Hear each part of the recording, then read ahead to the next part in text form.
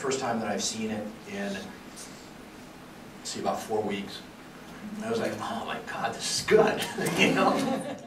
I expected, I mean, I know the story in a sense, like we've experienced it a little bit, we've seen her in the press, and yet you got so far inside with her family and Bethany's life and her struggles. I mean, how did you capture so much heart and soul in this story?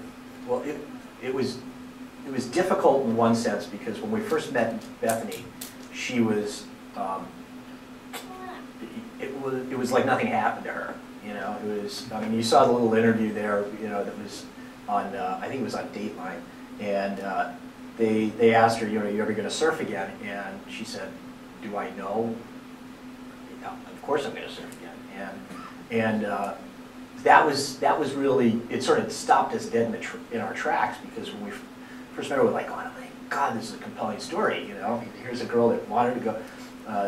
Was an up-and-coming amateur surfer, and was definitely going to go onto the pro tour, and she lost it all, you know, and then she gets back on the board and she surfs again. But you know, when you talk to her, she's like, yeah, so I surf again. You know, it's like, you know, so what? My arm's gone. You know, it's no big deal. You know, and that was frustrating for us as filmmakers, because whenever you're trying to tell a story, you have to create conflict. She did not want to be put into the limelight, and that was, and she's still very reluctant about it. All she wants to do is surf. And we've tried to put her on press tours and that sort of thing, and she's like, no, I have a contest.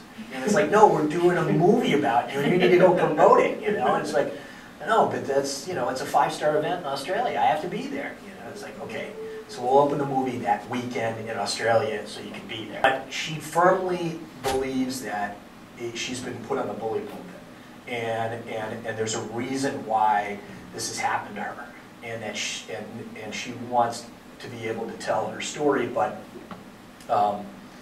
in a way, you know, sort of become a de facto preacher in a way, you know, and just try to inspire young kids. And she's really, I think she's matured, and she's gotten her arms around that idea, and she sort of accepted that responsibility of being a role model.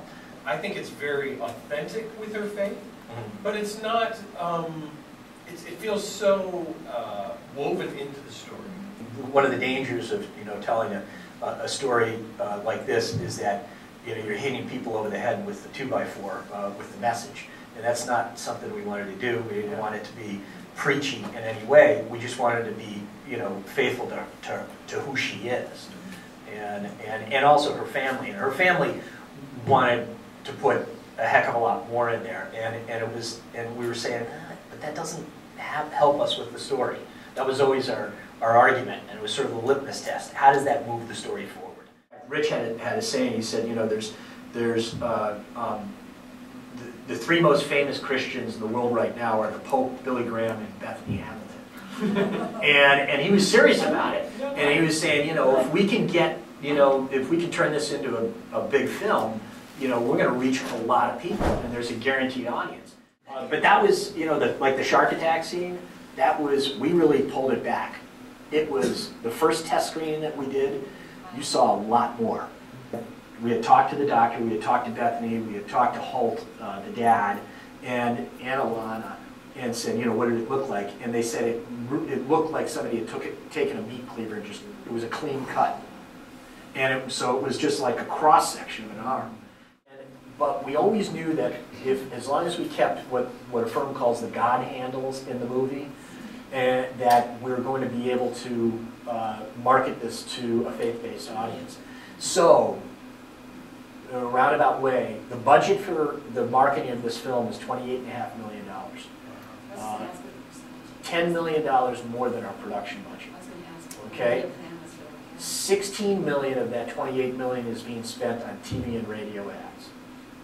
4 million is going towards faith-based marketing. So basically what that means is that he could hire a guy in every major market and pay him $15,000, $20,000, $30,000 to become a team leader, and go out to every church within that metropolitan area and make sure that that pastor and minister came to see the movie when they did the influencer screening. And so far we've screened the movie 120 times. We've had 120 influencer screenings, and it's been massively successful.